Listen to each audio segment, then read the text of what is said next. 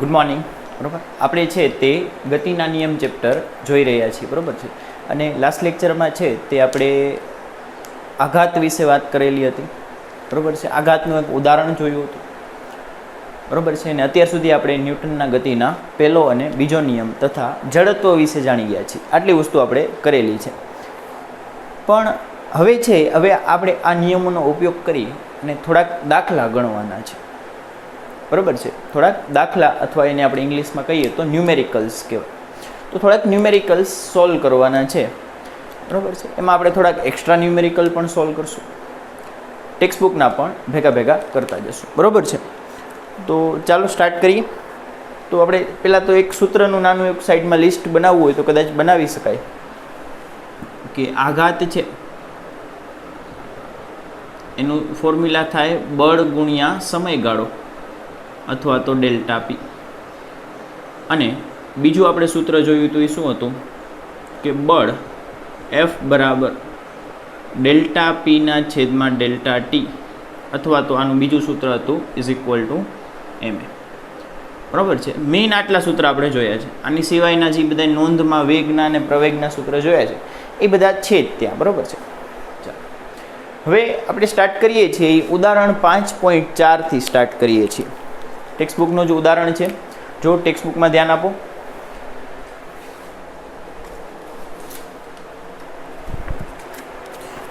કે એક બેટ્સમેન છે તે બોલને તેની 12 મીટર પ્રતિ સેકન્ડની પ્રારંભિક ઝડપને બદલ્યા વગર સીધો બોલરની દિશામાં પાછો ફટકારે છે. એટલે શું થાય છે? આપણે ઉદાહરણ 5.4 જોઈએ છીએ.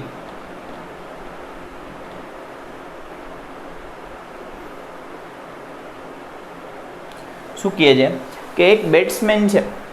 બેટ્સમેન તો આપણે ન દોરી શકીએ. એટલે ધારો કે કદાચ ધોકો દોરવાની ટ્રાય કરીએ, બેટે ન દોરાય. ધોકો દોર્યો હોય કંઈક કે આ પ્રકારે, ધારો કે આપણી પાસે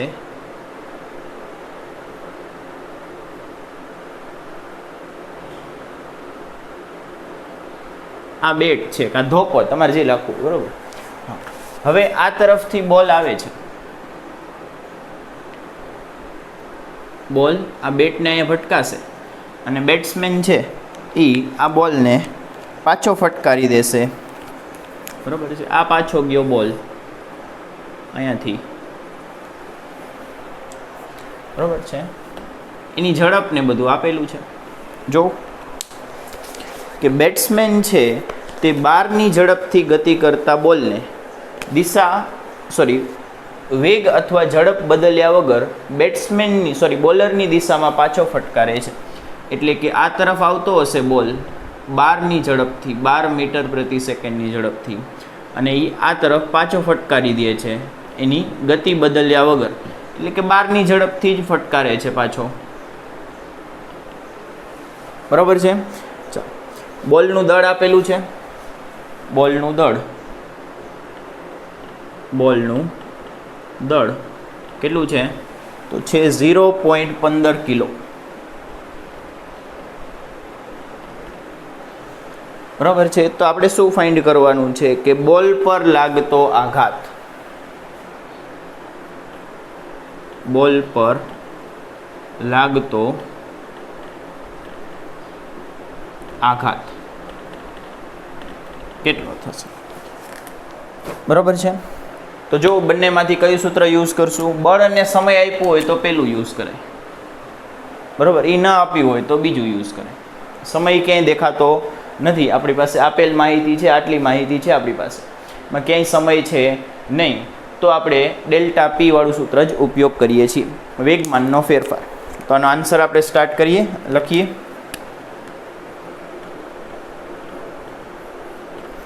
શું છે કે વેગમાનનો ફેરફાર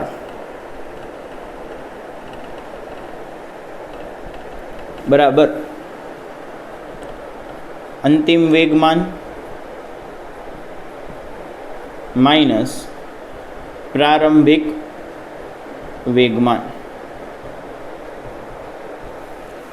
બરાબર. અંતિમ વેગમાન માઇનસ પ્રારંભિક વેગમાન. હવે આપણે વેગમાન લખીએ એ પહેલાં તમે યાદ કરો કે આપણે લાસ્ટ ટાઈમ લખેલું હતું કે વેગમાનના સૂત્રમાં વેગ આવે એટલે એમાં દિશા જોવી પડે. તો આપણે જનરલી છે એ જમણી બાજુને ધન લઈએ છીએ, એટલે આ દિશા આવશે ધન અને આ દિશા આવશે ઋણ. એટલે તમે યાદ કરો કે આ તરફનો જે વેગ છે એ ઋણ આવશે, આ તરફનો જે વેગ છે એ કેવો આવશે? ઋણ આવશે. એટલે આ -12 આવશે. અને આ તરફનો જે વેગ આવશે, જે ધન દિશાનો વેગ છે એ આવશે પ્લસ. બરાબર છે? ચાલો, આ શું છે? આ પ્રારંભિક ઝડપ છે અથવા પ્રારંભિક વેગ છે. હવે નિશાની આપી દીધી તો, અને આ છે અંતિમ વેગ. તો બસ આમાં કિંમત લખો. વેગમાન એટલે શું થાય? તો દળ ગુણ્યા વેગ થાય. વેગમાનનો અર્થ થાય દળ ગુણ્યા વેગ. તો અહીંયા દળ કેટલું છે? તો દળ 0.15 ગ્રામ છે. અંતિમ વેગમાન પૂછ્યું છે એટલે અંતિમ વેગ લખવું પડશે. અંતિમ વેગ છે 12 માઇનસ કાઉન્સની અંદર લખીએ દળ ગુણ્યા વેગ. પણ કયો વેગ લેવાનો? પ્રારંભિક વેગમાન માટે પ્રારંભિક વેગ લેવાનો. એટલે કે દળ છે 0.15 ગુણ્યા પ્રારંભિક વેગમાન એટલે પ્રારંભિક વેગ. પ્રારંભિક વેગ છે -12. કેટલો છે? -12. તો હવે આ ગુણાકાર કેલ્સીનો યુઝ કરવો હોય તો કરી લ્યો, બરાબર. નકા સીધું પણ ગણી શકાય કે 12 ગુણ્યા 15 એટલે કે 0, 12 અને 12 × 60 એટલે 180 થશે. પણ 0.15 છે એટલે બે આંકડા પછી પોઈન્ટ એટલે 1.8 આવશે. તો અહીંયા આન્સર કેટલો આવશે? 1.8. આ માઇનસ માઇનસ પ્લસ થઈ જશે. આ માઇનસ છે અહીંયાના અને આ માઇનસ છે એ બંને શું થઈ જશે? પ્લસ થઈ જશે. એટલે વચ્ચે આવશે પ્લસ અને આ બંનેનો ગુણાકાર કેટલો આવશે? 1.8. તો આ કેટલો મળ્યો? 1.8. 1.8 18 દુ 36, પણ એક આંકડા પછી પોઈન્ટ એટલે 3.6. એકમ શું આવે વેગમાનના ફેરફારનો? Newton into second. આ શું મળ્યું આપણને? વેગમાનનો ફેરફાર ડેલ્ટા પી. હવે આઘાત એટલે શું થાય? આઘાત એટલે ડેલ્ટા પી થાય. તેથી લખી નાખીએ કે તેથી આઘાત I બરાબર ડેલ્ટા પી બરાબર 3.6 ન્યૂટન ઇન્ટુ સેકન્ડ થાય. આ આપણો જવાબ. બરાબર. જવાબમાં બોક્સ કરો ને એટલે એકમને 12 રાખવાની ટેવ રાખવાની, કામ આવશે આગળ. બરાબર છે? આપણે જ્યારે આન્સરમાં બોક્સ કરીએ છીએ, બોક્સ તો કરવાનો ફાઇનલ બધા એમ કરવું, પણ એકમને 12 રાખી દેવાનું. ક્લિયર છે? ચાલો લખી નાખો. અહીં પૂરું લખવું હોય તો પૂરું પણ લખી શકાય. બરાબર. થોડુંક અત્યારે હજી આપણે શરૂઆતમાં નવું ગણીએ છીએ તો પૂરું લખીએ કે બોલને મળતું વેગમાન, બોલને મળતું આઘાત. બરાબર છે? બોલને મળતો આઘાત છે. અહીંયા બેટને મળતો આઘાત પણ ગોતી શકાય, પણ એ માટે અલગ માહિતી જોઈ કે બેટનો પ્રારંભિક વેગ તો બેટ તો શરૂઆતમાં સ્થિર હોય, પછી બેટનો અંતિમ વેગ ફાઇન્ડ કરવો પડે કે બેટ જ્યારે આમ બોલ સાથે અથડાય ત્યારે કેટલી ઝડપથી અથડાય છે. એવું બધું થોડીક બેટ વિશે માહિતી આપેલી હોવી જોઈએ. ક્લિયર છે? લખી લો. અને હા, આ ગુણાકાર લખવાની જરૂર નથી.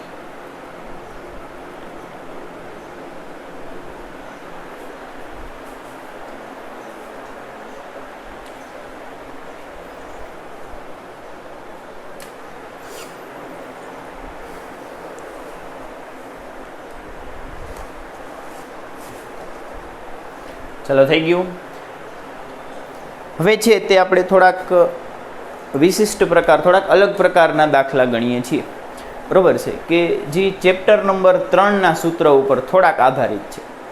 એટલે પહેલાં છે ને મારે ચેપ્ટર નંબર 3ના સૂત્રનો થોડોક આઈડિયા તમને આપવો પડશે. એટલું બધું નથી, સાવ ઇઝી વસ્તુ છે. બરાબર? થોડોક આઈડિયા તમે લઈ લ્યો એટલે બસ થઈ ગયું, આપણું કામ થઈ જશે. તો ચાલો પહેલાં એ લખીએ.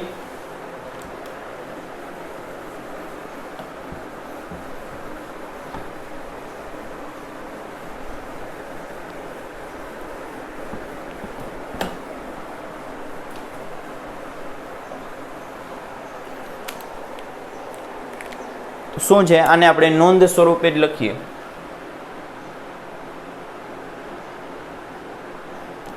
નાની એવી નોંધ લખશું. જો તો આપણે જે અહીંયા સૂત્રની વાત કરીએ છીએ ને ચેપ્ટર નંબર 3 ઉપર આધારિત છે. તમારે ચાલુ થશે ને થોડીક વારમાં જ આવી જશે. એનું નામ છે અચળ પ્રવેગી ગતિના સમીકરણ. અચળ પ્રવેગી ગતિના સમીકરણ.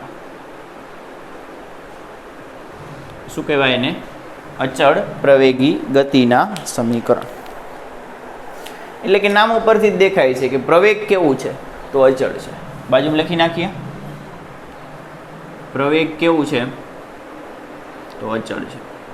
હવે આપણને આ ફોર્મ્યુલા તો ખબર હોય શું છે, F બરાબર ma. એટલે કે દળ તો અચળ, દળ તો બદલાતું નથી, એટલે F ચલે છે પ્રવેગ કરી નાખું. પ્રવેગ એ સીધે સીધું F ચલે છે એ લખી નાખો. કોણ ના પાડે છે? તો F અને એ સમપ્રમાણમાં છે.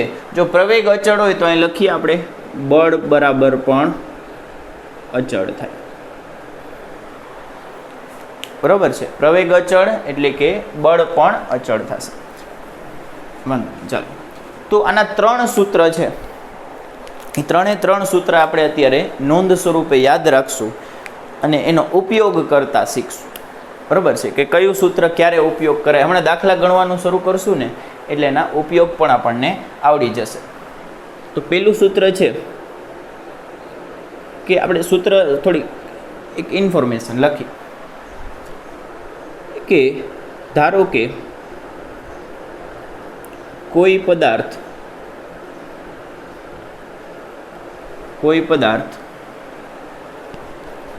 પ્રારંભમાં u ઝડપથી અથવા u વેગથી ગતિમાં છે. કેટલા વેગથી ગતિમાં છે? u વેગથી ગતિમાં છે. તેના પર હવે પદાર્થ u વેગથી નિરાતે હાલ્યો જાય છે, પાછળથી જઈને કોકે ધક્કો માર્યો. તેના પર કોઈ બાહ્ય બળને લીધે કોકે ધક્કો માર્યો ને, એટલે ભાઈ પાછો ધક્કો માર્યો એટલે સ્પીડ વધી ગઈ, તો ઝડપ વધી એટલે શું ઉત્પન્ન થાય? ઝડપમાં થતો વધારો એને કહેવાય પ્રવેગ કહેવાય. શું કહેવાય? વેગમાં અથવા ઝડપમાં થતો વધારો એને શું કહેવાય? પ્રવેગ કહેવાય. તો પાછળથી કોકે આમ ધક્કો મારી દીધો, ધક્કો માર્યો એટલે બાહ્ય બળ આપ્યું, એને લીધે તેના વેગમાં વધારો થાય છે. એટલે આપણે આને શું લખીએ છીએ કે એમાં પ્રવેગ ઉત્પન્ન થાય છે. તેમાં એ પ્રવેગ ઉદ્ભવે છે અને તેની અંતિમ ઝડપ એટલે ધક્કો માર્યા પછીની ઝડપ. ધક્કો માર્યા પહેલાંની ઝડપ હતી u, ધક્કો માર્યા પછીની ઝડપ આપણે એને નામ આપીએ છીએ v થાય છે. એટલે શોર્ટમાં લખવું હોય તો, લાંબી લપ ન કરવી હોય તો આને શોર્ટમાં લખી નાખીએ કે પ્રારંભિક વેગ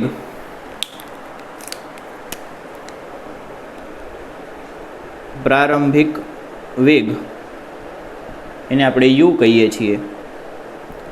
અંતિમ વેગ એને આપણે v કહીએ છીએ. પ્રવેગ એને આપણે a વડે બતાવીએ છીએ. બરાબર? આટલી વસ્તુ તમારે ખ્યાલ રાખવાની છે. હવે હું 3 સમીકરણ લખી દઉં છું, 1, 2 અને 3. આ 3 સમીકરણ તમારે નોંધ સ્વરૂપે યાદ રાખવાના છે. બરાબર છે? પહેલું સમીકરણ છે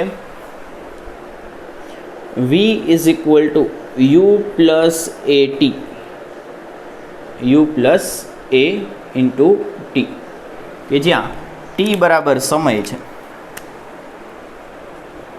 સમયને આપણે શેના વડે બતાવીએ છીએ? t વડે બતાવીએ છીએ. આ પહેલું સમીકરણ છે.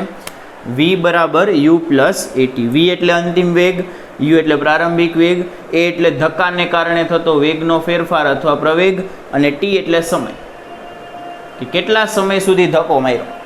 બરાબર છે? ચાલો, એની પછી બીજું સમીકરણ છે વીનો વર્ગ માઇનસ યુનો વર્ગ બરાબર 2as. વીનો વર્ગ માઇનસ યુનો વર્ગ બરાબર 2as. તો વી એટલે અંતિમ વેગનો વર્ગ માઇનસ યુ એટલે પ્રારંભિક વેગ એનો પણ વર્ગ બરાબર 2 ગુણ્યા પ્રવેગ ગુણ્યા એસ. એસ એટલે સ્થાનાંતર.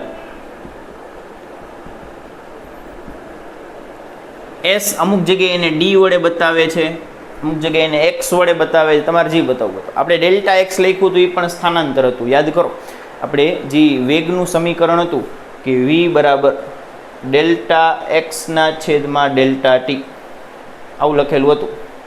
બરાબર, ડેલ્ટા એક્સના છેદમાં ડેલ્ટા ટી. તો આ ડેલ્ટા એક્સ હતું એ હતું સ્થાનનો ફેરફાર, એને કહેવાય સ્થાનાંતર. શું કહેવાય એને? સ્થાનાંતર કહેવાય. અને ડેલ્ટા એક્સ કહી શકાય, એસ કહી શકાય, ડી કહી શકાય. બરાબર, આપણે એની જનરલી એસ કહેશું. બરાબર છે, કેપિટલ એસ. ચાલો તો ત્રીજું અને છેલ્લું સૂત્ર છે એ છે S is equal to UT plus 1/2 એ ટીનો વર્ગ. બરાબર, ટી ને પ્લસની નિશાની વળી ન જાય, જોજો લખવામાં થોડુંક ધ્યાન રાખજો, આ પ્લસ છે. ચાલો તો ત્રીજું સમીકરણ શું છે કે સ્થાનાંતર બરાબર પ્રારંભિક વેગ ગુણ્યા સમય વત્તા 1/2 પ્રવેગ ગુણ્યા સમયનો વર્ગ. અને વચાય કઈ રીતે? તો S is equal to UT U into T plus 1/2 એને વચાય 1/2. એને શું વચાય? 1/2. 1/2. તો આને ક્યારેક ખાલી હાફે કહી દેવાય, 1/2 નો કહ્યું. એટલે હાફ એ ટી નો વર્ગ, એટલે હાફ એ ટી સ્ક્વેર. શું વચાશે? S is equal to UT plus half અડધો એટલે હાફ એ ટી સ્ક્વેર. બરાબર છે. તો આ ત્રણ સમીકરણ આપણે યાદ રાખવાના છે કે V is equal to U plus AT, V square minus U square is equal to 2s, S is equal to UT plus half A T square. લખી લો ચાલો. એટલે પછી આપણે ધીમે ધીમે આના યુઝ અથવા ઉપયોગ કરતા શીખીએ કે આનો ઉપયોગ આપણે કઈ રીતે કરશું.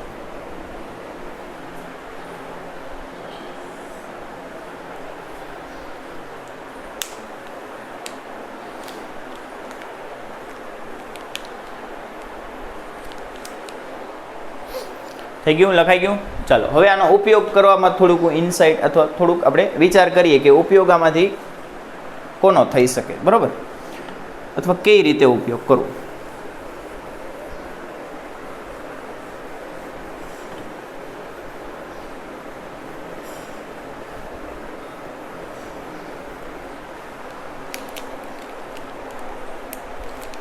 સમીકરણ લખીએ. સમીકરણ બંને એટલી વાર લખો. બરાબર, જેટલી વાર એટલીસ્ટ હું લખું છું એટલી વાર તો લખો જ, એટલે જેના તમને યાદ રહેશે. એમ અલગથી યાદ રાખવા નહીં પડે, લખતા લખતા આવડી જશે. તો V is equal to U plus AT, V square minus U square is equal to 2as અને S is equal to UT plus 1/2 AT square. તો આ સમીકરણ ક્યારે ઉપયોગ કરવું, અથવા તો આ બીજું સમીકરણ ક્યારે ઉપયોગ કરવું, ત્રીજું સમીકરણ ક્યારે ઉપયોગ કરવું? તો હું એક નાની અમથી વસ્તુ તમને કહી દઉં કે એની ઉપરથી ખ્યાલ પડી જશે કે જ્યારે તમને S ન આપેલું હોય, S નો ઉલ્લેખ ન હોય, ત્યારે આનો ઉપયોગ કરવો. એ સ્થાનાંતર S વિશે કોઈ માહિતી જ નથી. તમારા દાખલામાં ક્વેશ્ચનમાં સ્થાનાંતર S વિશે કોઈ માહિતી આપેલી નથી, એનો ઉલ્લેખ જ નથી. તો તમારે કયું સમીકરણ વાપરવાનું આવડે? જો સમયનો કોઈ ઉલ્લેખ ન હોય તો આ સમીકરણ વાપરવાનું. અને છેલ્લો, અંતિમ વેગનો કોઈ ઉલ્લેખ ન હોય, અંતિમ વેગ V નો ઉલ્લેખ ન હોય ઉલ્લેખ ન હોય એટલે કંઈ વાત જ ન કરેલી હોય, કે એ રકમમાં કાંઈ એની વિશે કાંઈ માહિતી ગોતવાનું પણ ન હોય, વાત પણ ન કરેલી હોય. બરોબર, આપણે ક્વેશ્ચન જોશું એટલે તમને ખ્યાલ આવી જશે. અત્યારે લખી લો.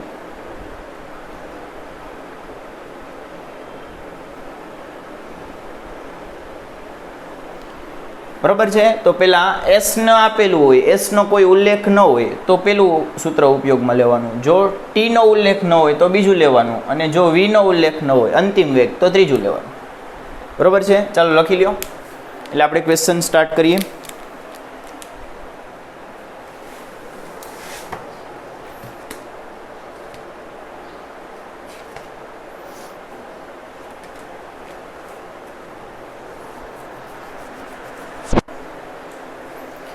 ચાલો સ્ટાર્ટ કરીએ.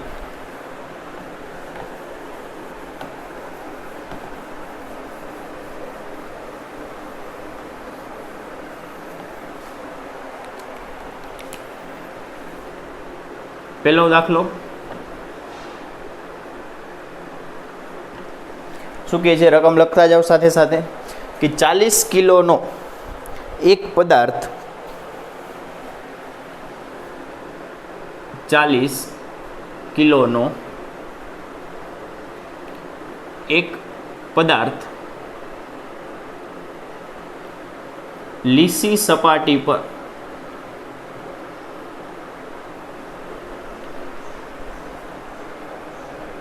અચળ બળ વડે ગતિ કરે છે. અચળ બળ વડે ગતિ કરે છે.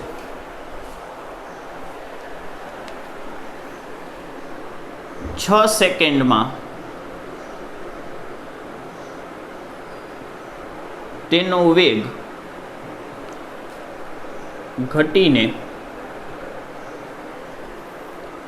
5 મીટર પ્રતિ સેકન્ડમાંથી 2 મીટર પ્રતિ સેકન્ડ થાય તો પદાર્થના અથવા પદાર્થ પર પ્રવેગ અને બળ શોધો. લખી લો ક્વેશ્ચન. પછી હમણાં આપણે આનું સોલ્યુશન કરીએ. સાવ ઇઝી ક્વેશ્ચન છે, ખાલી થોડુંક એકવાર કોન્સન્ટ્રેશન રાખો, બરોબર, વ્યવસ્થિત ધ્યાન આપો એટલે થઈ જશે. લખાઈ ગયું? ચાલો સ્ટાર્ટ કરીએ. આનો આન્સર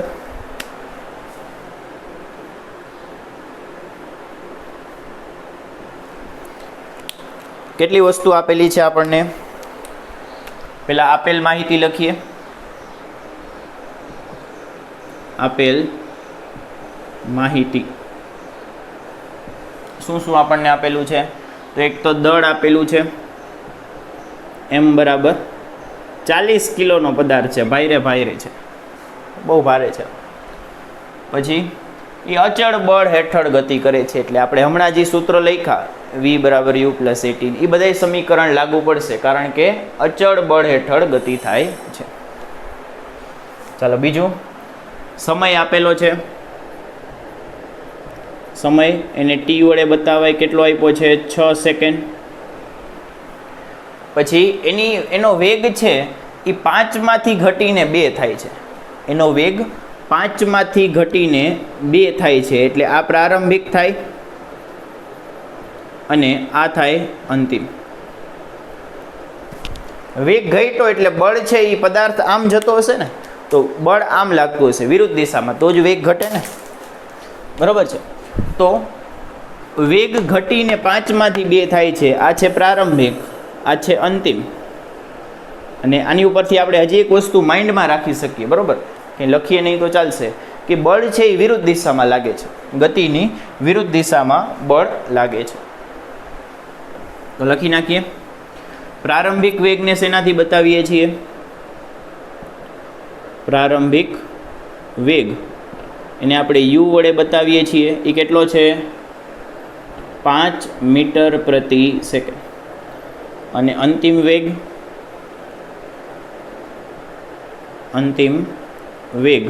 કેટલો છે? એને વી વડે બતાવીએ છીએ, એ છે 2 મીટર પ્રતિ સેકન્ડ. ચાલો આપણે શું ગોતવાનું છે? એક તો બળ ગોતી દેવાનું છે અને એક પ્રવેગ ગોતી દેવાનું છે. બે વસ્તુ ગોતવાની છે. તો પ્રવેગથી શરૂઆત કરીએ કે પહેલાં પ્રવેગ ગોતી દઈએ. તો હવે આપણે ઓલા 3 સમીકરણમાંથી એક પસંદ કરવાનું છે. પેલું સમીકરણ શું હતું? v બરાબર u પ્લસ at. બીજું શું હતું? v square minus u square બરાબર 2as. અને ત્રીજું હતું s બરાબર ut પ્લસ 1/2 at સ્ક્વેર. ચાલો કયો ઉપયોગ કરશું? તો જુઓ તો કોની કાંઈ વાત કરેલી નથી. અહીંયા સમય છે, અંતિમ પ્રારંભિક વેગ છે, પ્રવેગ ગોતવાનો છે. તો એક સ્થાનાંતરની કોઈ વાત અહીંયા કરેલી નથી. બરાબર છે, સ્થાનાંતરની કોઈ વાત કરેલી નથી. બરાબર. તમારે કેટલી વસ્તુ ધ્યાનમાં લેવાની? v, t અને s. આ 3 ઉપરથી જ સમીકરણ નક્કી થઈ જાય. જો s નો ઉલ્લેખ ન કરેલો હોય તો પેલું આવે, જો t નો ઉલ્લેખ ન કરેલો હોય તો બીજું આવે, જો v નો ઉલ્લેખ ન કરેલો હોય તો ત્રીજું આવે. બસ સિમ્પલ ઇઝી. અહીંયા કોની કાંઈ વાત કરેલ નથી. તો સ્થાનાંતર વિશે કોઈ પણ વાત કરેલી નથી કે પદાર્થ કેટલું અંતર કાપે છે, કેટલું સ્થાનાંતર કરે છે, કેટલું અંતર કાપીને અટકી જાય છે, આવી કોઈ પણ વાત કરેલી નથી. એટલે s નો કોઈ ઉલ્લેખ નથી. s નો ઉલ્લેખ ન હોય ને એટલે s વગરનું સૂત્ર ઉપયોગમાં લેવાનું. આ s વગરનું સૂત્ર છે. ક્લિયર છે? ચાલો તો કયું સૂત્ર ઉપયોગમાં લેશું? પેલું.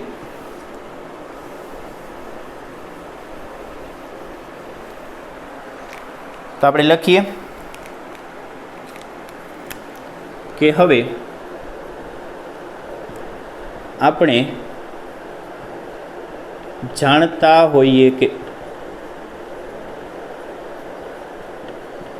શું જાણતા હોઈએ? કે v બરાબર u પ્લસ at થાય. કિંમત લખો, બધાની કિંમત લખો. v કેટલું છે? 2. u કેટલું છે? 5 પ્લસ a તો મારે ગોતવાનો છે અને t કેટલો આપ્યો છે? 6. 5 ને સામે જવા દો એટલે માઇનસ થઈ જશે. Is equal two a into 6.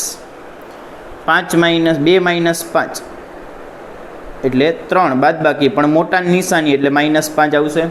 બરાબર. અને is equal two a into 6. આ 6 છે એ નીચે જશે એટલે ભાગાકારમાં જતા રહેશે. બરાબર. ગુણાકારમાં છે નીચે જશે તો ભાગાકારમાં, એટલે -3/6 બરાબર a. હવે ઉડાડી દો. 3 દુ ને 6 એટલે a કેટલો મળશે? a આપણને મળશે ઇઝ ઇક્વલ ટુ -1/2. એનો એકમ શું થાય? તો મીટર પ્રતિ સેકન્ડનો વર્ગ થાય. મીટર પ્રતિ સેકન્ડનો વર્ગ. આમ છેદમાં લખવું હોય તો કોઈ વાંધો નથી. બરાબર. પેલું કામ થઈ ગયું, પ્રવેગ મળી ગયું. હવે બીજું કામ, બળ ગોતીએ. તો સિમ્પલ સૂત્ર છે, ન્યૂટનનો બીજો નિયમ, F બરાબર ma. F બરાબર ma. દળ ક્યાંક આપેલું હશે, આવ્યું 40 કિલોનો તો ભાઈ છે, એટલે કે F બરાબર ma. લખો, આન્સર લખો. આમાં F ગોતવાનો છે, m છે 40 અને a આપણે નિશાની સહિત લેવાનું, એટલે કે -અડધો. બરાબર. આ ઋણ કેમ આવ્યું? કારણ કે વેગ ઘટે છે. વેગ ઘટતો હોય ને તો પ્રવેગ ઋણ આવે, એટલે પ્રવેગનું હજી એક નામ પડી જાય, એ કહેવાય પ્રતિપ્રવેગ કહેવાય. એટલે આ એકચ્યુઅલી પ્રતિપ્રવેગ છે, કારણ કે વેગ ઘટે છે એટલે પ્રવેગ ઋણ હશે. બરાબર. આનો અર્થ થાય કે હરેક સેકન્ડે અડધી ઝડપ ઘટી જશે, 0.5 જેટલી ઝડપ ઘટતી જશે. બરાબર. હરેક સેકન્ડે 0.5 ઝડપ ઘટી જશે અને 6 સેકન્ડમાં ઘટીને કેટલી થઈ જશે? આ 2. ચાલો આમાં ગણતરી પૂરી કરો. તો અહીંયા 20 દુ ને 40 એટલે કેટલા આવશે? -20. આ મળ્યું F. બોક્સ કરી નાખો અને એનો એકમ શું આવે? તો ન્યૂટન આવે.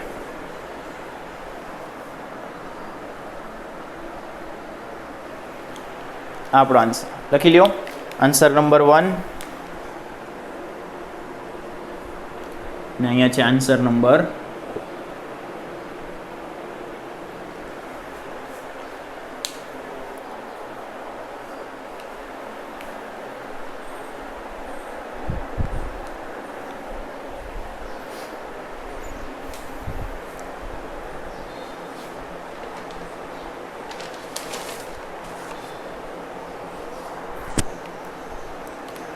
ચાલો આની પછી બીજો ક્વેશ્ચન.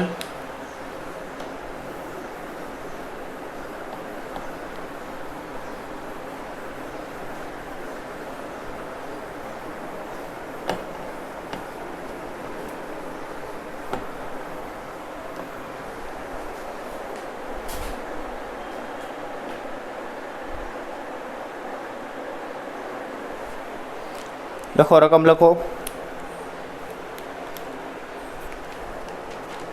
કે 1000 કિલોની કાર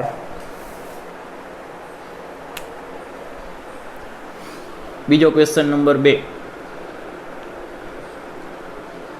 1000 કિલોની કાર બ્રેક મારતા, બરાબર, કાર છે કંઈક ગતિ કરે છે, પેલા ગતિ તો કરાવીએ, 30 મીટર પ્રતિ સેકન્ડની ઝડપથી ગતિ કરી રહી છે. 30 મીટર પ્રતિ સેકન્ડથી ગતિમાં છે, એટલે કે 30ની ઝડપથી જઈ રહી છે. હવે બ્રેક મારતા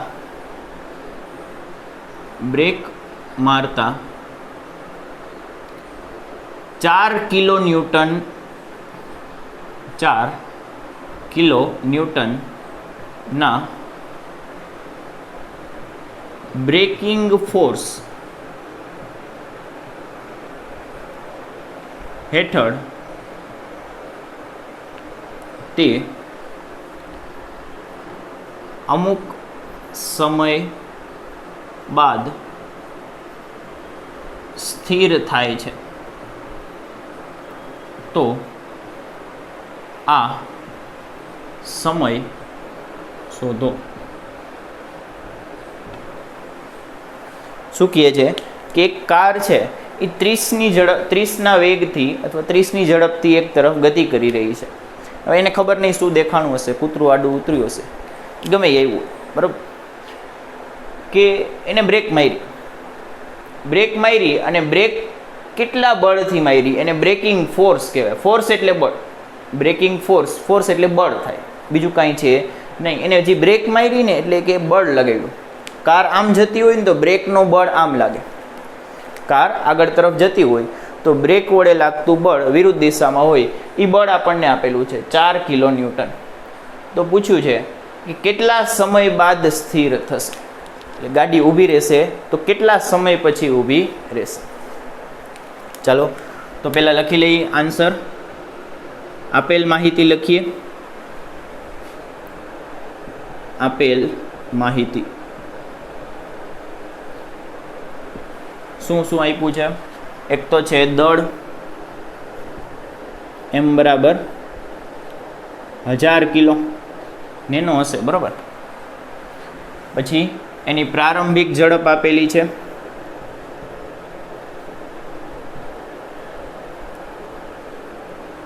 જેને આપણે u વડે બતાવીએ છીએ. કેટલું છે? 30 મીટર પ્રતિ સેકન્ડ. પછી એક બળ આપ્યું છે F બરાબર 4 કિલો ન્યૂટન. હવે તમે ભણી ગયા હોય, કિલો કાઢો ને એટલે 10ની 3 ઘાત અથવા 1000 વડે ગુણવું પડે. કિલો કાઢો એટલે કોના વડે ગુણવું પડે? 1000 વડે. એટલે આ થાય 4000 ન્યૂટન થાય. કેટલું થાય? 4000 ન્યૂટન.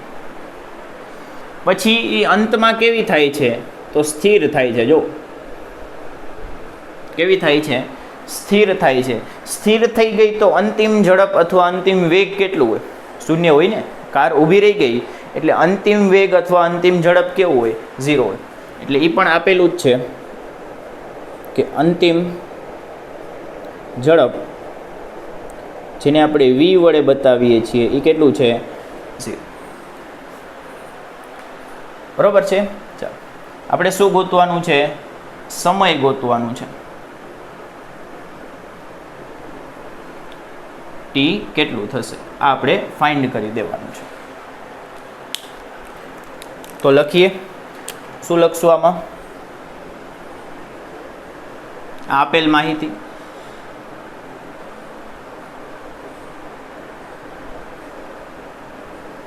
ચાલો હવે તમે જુઓ તો આપણે ઓલા સમીકરણ ઉપયોગ કરવા હોય ને 3 સમીકરણ, તેની માટે પ્રવેગ ગોતવો પડે. પહેલાં 3 સમીકરણ તમારે યુઝ કરવો હોય ને તો જોઈ લો ત્રણેયમાં પ્રવેગ આવતો હશે. એટલે આપણે પહેલાં પ્રવેગ ગોતવો પડે, પછી સમીકરણોનો ઉપયોગ કરીને આપણે સમય ગોતી શકીએ. બરોબર છે. તો પહેલાં આપણે પ્રવેગ મળશે ક્યાંથી? તો પ્રવેગનું રિલેશન બળ ભેગું હોય, F બરાબર માં અથવા F બરાબર ma. બરોબર છે. F આપેલું છે, હા દળ આપેલું છે, તો F બરાબર ma ઉપરથી a મળી જાય કે ન મળી જાય? મળી જ જાય. તો ફાઇન્ડ કરીએ કે F બરાબર ma. F બરાબર ma. આમાં કિંમત લખો તો F ની કિંમત છે 4000, m ની કિંમત છે 1000 અને અહીંથી a મળશે. પણ વિચારો કે બ્રેકનો ફોર્સ કઈ બાજુ લાગે? હમણાં જ આપણે વાત કરી, કાર આ તરફ જતી હોય તો બ્રેકનું બળ આ બાજુ લાગે, એટલે ગતિની વિરુદ્ધમાં લાગે છે. ગતિની વિરુદ્ધમાં લાગતું હોવાથી આ બળ કેવું હોય? ઋણ હોય. ગતિની વિરુદ્ધમાં લાગે છે એટલે બળ કેવું આવશે? તો ઋણ આવશે. તો આગળ માઇનસ લખતા ભૂલવાનું નહીં. એવું હોય તો બાજુમાં કારણ લખ નાખવાનું કે બળ ગતિની વિરુદ્ધ દિશામાં છે તેથી ઋણ થશે. અત્યારે લખજો કારણ. બરોબર છે કે બળ છે તે ગતિની વિરુદ્ધમાં છે એટલે આપણે ઋણ લેશું. ચાલો તો અહીંયા 4000 નહીં આવે, અહીં શું આવશે? -4000 આવશે. -4000. બરોબર છે. હવે મીંડા ઉડાડતા જાઓ કે આ 3 મીંડા ને અહીંયા 3 મીંડા ગયા તો a બરાબર કેટલું મળ્યું? તો a બરાબર મળ્યું -4. એનો એકમ થાય મીટર પ્રતિ સેકન્ડનો વર્ગ. બરાબર, મીટર પ્રતિ સેકન્ડનો વર્ગ. પ્રવેગ મળી ગયો. હવે ઓલા 3 સૂત્રમાંથી કયું યુઝ કરશું? પેલું હતું v બરાબર u પ્લસ at, બીજું છે v² - u² બરાબર 2as, ત્રીજું છે s is equal to ut plus 1/2 at². 3 સૂત્ર છે. કયો ઉપયોગ કરશું? તો કોનો ઉલ્લેખ કરેલો નથી? કોનો ઉલ્લેખ આપણી પાસે કરેલો નથી? જો u છે, આ છે, પછી t તો ગોતવાનો છે તો એ હોય જ, અંતિમ વેગ પણ છે, પ્રવેગ પણ છે. તો અહીંયા પાછો s નો ઉલ્લેખ નથી કરેલો એટલે આ સમીકરણ આવશે. બરોબર, કારણ કે બાકીના બંનેમાં s આવે છે આર્યું, એટલે આ બે સમીકરણ આવશે નહીં. જેમાં s ન હોય એ સમીકરણ આવે એટલે આ પેલું સમીકરણ આવશે. તો લખીએ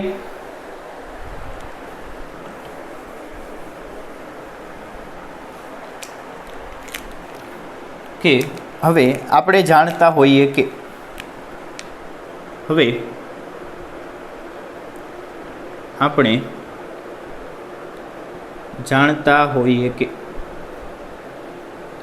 શું જાણતા હોઈએ? તો ચેપ્ટર નંબર 3 ઉપરથી હમણાં સમીકરણ લખ્યું નહીં, જાણતા હોય v બરાબર u પ્લસ at. આ આપણે જાણતા હોવા જોઈએ. તો જાણીએ જ છીએ, એમાં ક્યાં વાંધો છે? હવે તો જાણી ગયા. v કેટલું છે? v છે 0.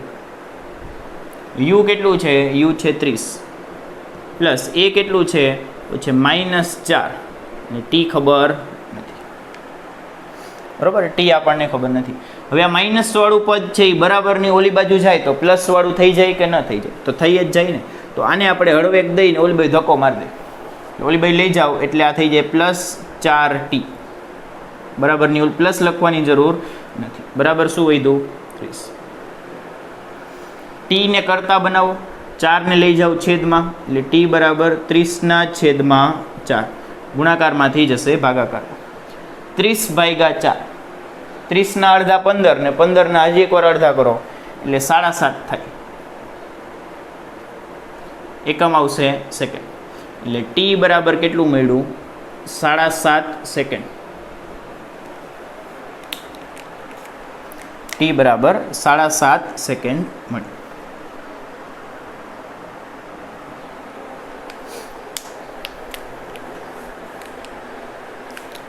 બરોબર છે.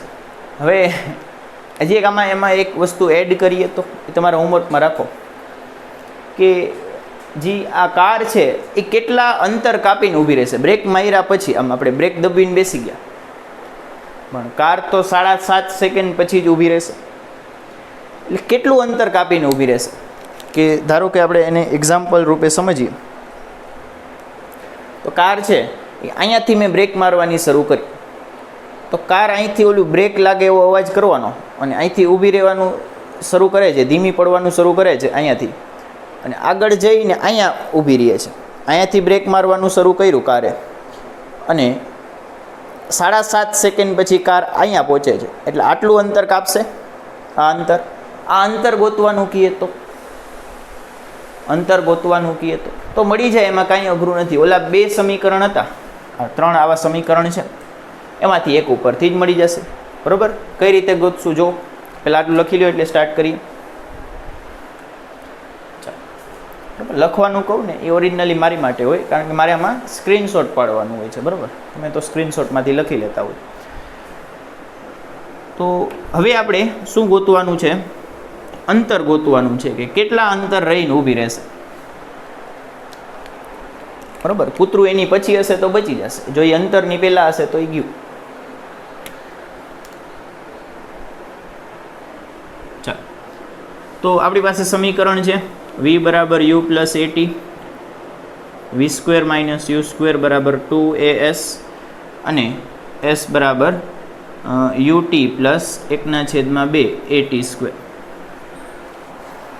તો આ તો નહીં હાલે. બરાબર? આ બેમાંથી કોઈ પણ યુઝ કરો ચાલશે. આ બેમાંથી ગમે તેમાં કિંમત મૂકો, આપણો આન્સર આવશે. તમારે જેમાં મૂકવું હોય, ઉપરનામાં પણ આવશે, નીચેનામાં પણ આન્સર આવશે. તમારે જેમાં યુઝ કરવું હોય એ સમીકરણ ચાલશે. બરાબર છે? અંતિમ વેગ 0 છે ને એટલે આપણે આ વાળું યુઝ કરીએ કારણ કે આમાં સીધું આ પદ 0 થઈ જશે. સમજાઈ ગયું કે નહીં? આમાં મૂકો તો કોઈ વાંધો નથી. બરાબર? પણ આપણે આ વચ્ચેવાળું સમીકરણ યુઝ કરીએ. બરાબર? આ એક્સ્ટ્રા છે. દાખલો તો પૂરો થઈ ગયો છે કે v તો 0 છે, આ રહ્યું. u કેટલું છે? 30. 30નો વર્ગ બરાબર 2. એ કેટલો છે? એ છે -4 અને s ખબર નથી. તો અહીંયાથી આ માઇનસ માઇનસ વયા જશે બંને બાજુથી, અથવા આપણે આમ લખીએ 30નો વર્ગ એટલે 30 × 30 અને આ બેયને ગુણાકારમાંથી ભાગાકારમાં લઈ આવો એટલે નીચે આવશે તો 2 × -4 બરાબર આ મળશે s, સ્થાનાંતર s. બરાબર? આ માઇનસ માઇનસ ગયા, ભાગાકાર કરો પાછું. અહીંયા આવશે 15 દુ 30 અને અહીંયા આવશે પાછું 15 દુ 30, 2 વધશે. બરાબર છે? એટલે s કેટલું મળશે? અહીંયા s ની કિંમત મળશે s બરાબર 15નો વર્ગ 15 × 15 225 ભાગ્યા આ 2 1 વધશે. આ આપણો જવાબ. બરાબર છે? 200 ના 100 ને 25 ના 12.5 એટલે આનો આન્સર આવશે 112.5 મીટર. આટલા અંતર કાપીને પછી કાર ઊભી રહેશે. બરાબર છે? જો કૂતરું આની અંદર હશે તો ગયું, જો 112 પછી હશે તો બચી ગયું. અમે નેનો છે એટલે વાંધો આવશે નહીં કૂતરાને. બરાબર? ચાલો, હવે આવો ક્વેશ્ચન છે ને હું એક હોમવર્કમાં આપું છું, આપણી ટેક્સ્ટમાં જ છે. બરાબર છે? ટેક્સ્ટમાં આપણે આવો ક્વેશ્ચન આપેલા છે.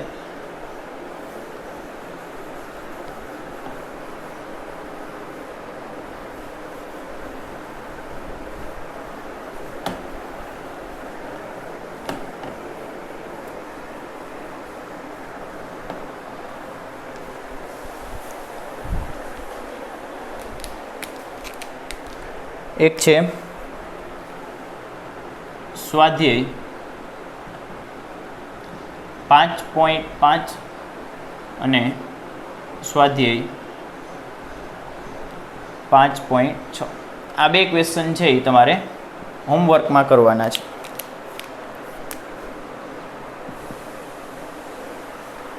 બરાબર, આપણે કર્યા હમણાં એ જ રીતના થશે. એટલે જોઈ લેજો, આ બે ક્વેશ્ચન હોમવર્કમાં કરવાના છે. અત્યારે આપણે હજી એક દાખલો ગણશું. બરાબર છે, જે આપણે ઉદાહરણમાં આપેલો છે. ઉદાહરણ છે 5.2. જો ટેક્સ્ટમાં જો ઉદાહરણ 5.2.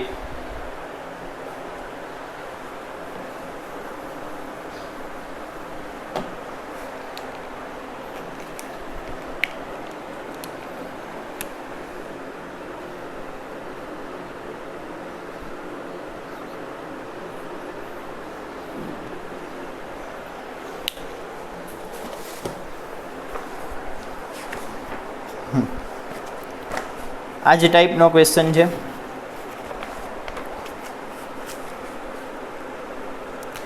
કે 0.04 કિલોની અને 90ની ઝડપથી ગતિ કરતી એક બુલેટ. બુલેટ એટલે ઓલી બંદૂકની ગોળી, બરાબર, બીજું બુલેટ નથી.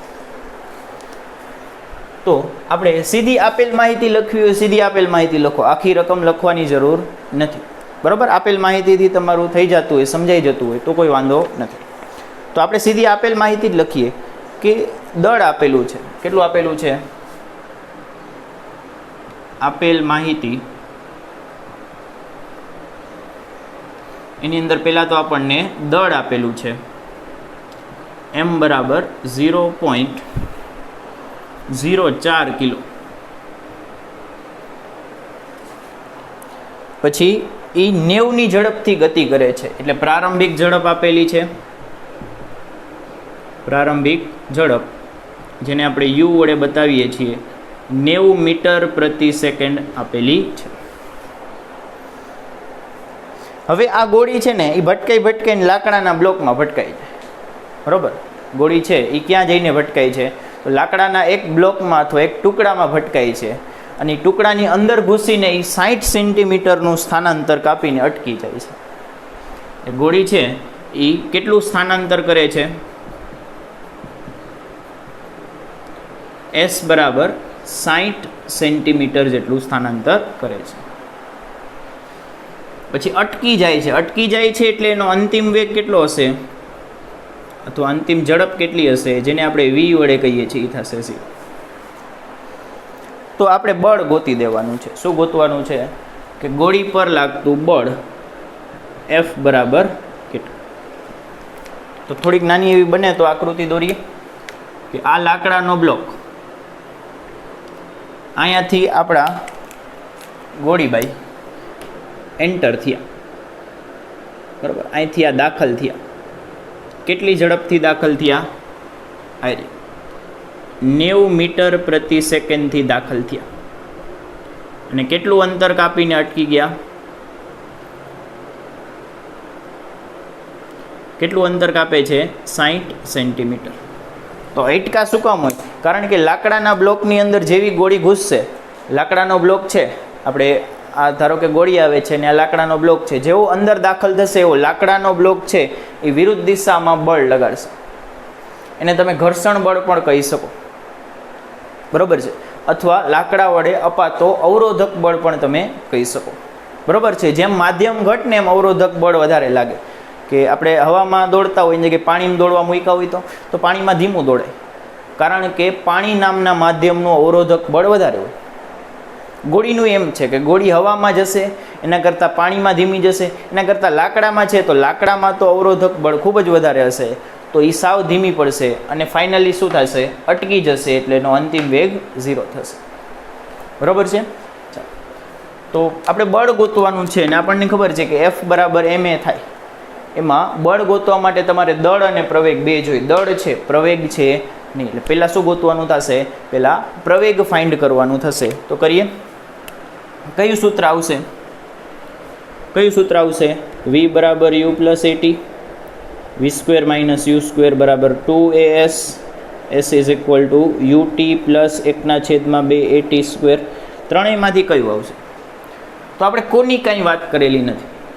સમજો, સમયની કોઈ વાત નથી કરેલી. u છે આ રહ્યું, s છે આ રહ્યું, v છે આ રહ્યું. ત્રણેય છે, સમય ક્યાંય છે નહીં. તો સમય વગરનું સૂત્ર લઈ લેવાનું. આની અંદર સમય છે નહીં આવે, નહીં આવે, આ આવશે, કારણ કે આ બીજા સૂત્રની અંદર સમય છે નહીં.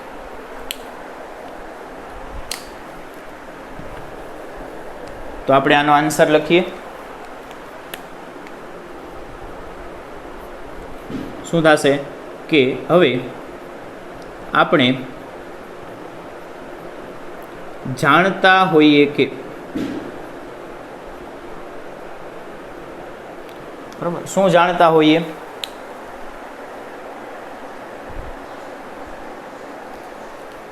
તો શું જાણીએ છીએ આપણે કે કયું સમીકરણ આવશે આમાં? v² - u² બરાબર 2as. કિંમત લખો, બધી કિંમત લખતા જઈએ. તો v કેવું છે? 0. 0 નો વર્ગ 0 થાય એટલે લખવાની કોઈ જરૂર નથી, એની ઉપર વર્ગ. u નો વર્ગ, u છે 90, એટલે 90 નો વર્ગ બરાબર 2. એ ખબર નથી, એ તો ગોતવાનો છે, અને એ ઉપરથી f ગોતવાનો છે, બરાબર છે. અને s કેટલો છે? 60 સેન્ટીમીટર છે. તમે જો બધું SI એકમમાં રાખવું પડશે. બધી જ વસ્તુ SI એકમમાં હશે તો જ જવાબ પરિણામી SI એકમમાં મળશે. અડધું સેન્ટીમીટરમાં અને અડધું મીટરમાં અને એમ ન ચાલે, બરાબર છે. એટલે પહેલાં આપણે આને ફેરવવું પડશે. તો આને ફેરવું, 60 સેન્ટીમીટર. સેન્ટી કાઢો, તમે ભણ્યા હોય 60 સેન્ટી એટલે 10⁻² ઘાત થાય. સેન્ટી કાઢો એટલે સેન્ટીની જગ્યાએ શું લખવું પડે? 10⁻² ઘાત. તો આ સેન્ટી નીકળી ગયું ને એની જગ્યાએ શું આવી ગયું? 10⁻² ઘાત. બરાબર, તમને આવડતું હોય 0.6 સીધું લખો, કોઈ વાંધો નથી. ચાલો, તો એસની કિંમત કેટલી છે? 60 × 10⁻². અહીંથી એને કરતા બનાવો. એને આપણે કરતા બનાવીએ તો બાકી બધું નીચે જશે. આ નીચે જશે, આ પણ નીચે જશે, આના છેદમાં જશે. એટલે શું વધ્યું? -90 નો વર્ગ એટલે 90 × 90 ભાગ્યા આ 2 છેદમાં ગુણ્યા આ 60 × 10⁻² ઘાત બરાબર શું આવશે? એ આવશે. કટ થતું એટલું કરો, જલ્દી કટ કરીએ તો એક મીંડું વયું જશે. બીજું શું થશે અહીંયા કટ? કે અહીંયા 3 2 6 થશે અને 3 3 9 થશે. એટલે વધ્યું શું? વ્યવસ્થિત ગુણાકાર કરીને લખી દઈએ.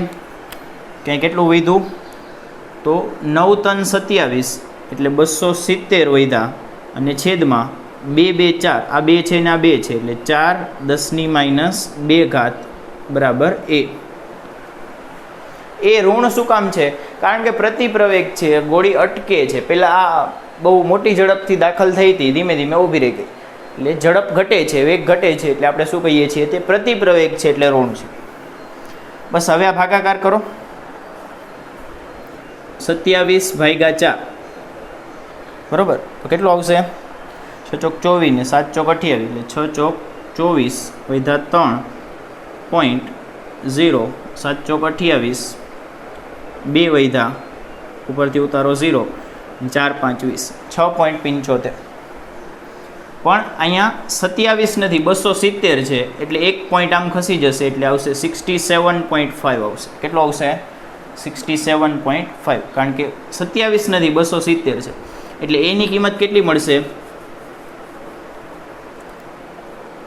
એ બરાબર -67.5.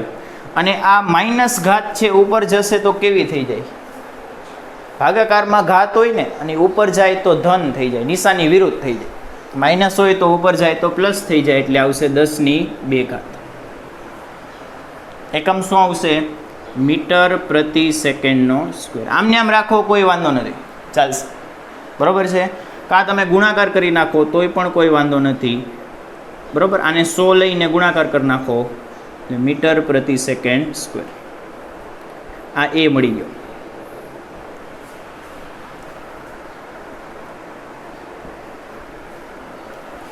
ચાલો, હવે આપણે શું ગોતવાનું છે? એફ ગોતવાનું છે. તો હવે એફ બરાબર MA. એમ કેટલું છે? આ રહ્યું 0.04 ગુણ્યા એ છે માઇનસ 6750. બરાબર, આનો ગુણાકાર કરશો એટલે ફાઇનલ આન્સર આવશે. ગુણાકાર કરી જ લેજો. બરાબર, આને લખાય 4/100 અને ગુણાકાર ભાગાકાર કરશો એટલે આવશે આ માઇનસ 270 ન્યૂટન આવશે. કેટલો આવશે? 270 ન્યૂટન. તો આ આપણને ફાઇનલ બળ મળી ગયું. Minus 270 newton. ક્લિયર છે? લખી લ્યો. બરાબર છે. આ ટાઈપના દાખલા હોય, તમારી પાસે બીજી કોઈ અન્ય બુક હોય તો એમાંથી ફાઇન્ડ કરી અને સોલ્વ કરવા. બરાબર છે. ચાલો, આ સાથે છે આપણે આજનો લેક્ચર પૂરો કરીએ છીએ. આજના દાખલા છે એ ખૂબ જ સારા દાખલા છે, તો એકવાર રિપીટ કરજો. અને દાખલા યાદ રાખવાની જરૂર નથી. બરાબર, ફિઝિક્સમાં તમારું લોજિક ડેવલપ થવું જોઈએ. એટલે કે દાખલા કેમ થયા એ ખબર હોવી જોઈએ. દાખલાનો જવાબ, સૂત્ર એવું બધું યાદ ન હોય તો ચાલે, એ તો આપણે અત્યારે જોઈ પણ શકીએ છીએ. પણ મેઇન તમને પ્રોસેસ ખબર હોવી જોઈએ, લોજિક ખબર હોવી જોઈએ કે કોની ઉપરથી શું મળવું જોઈએ. એની માટે પ્રેક્ટિસ જોઈએ. તો ચોક્કસપણે આજના દાખલાની પ્રેક્ટિસ કરજો અને એની પછી જ હોમવર્કના દાખલા ગણજો. Thank you.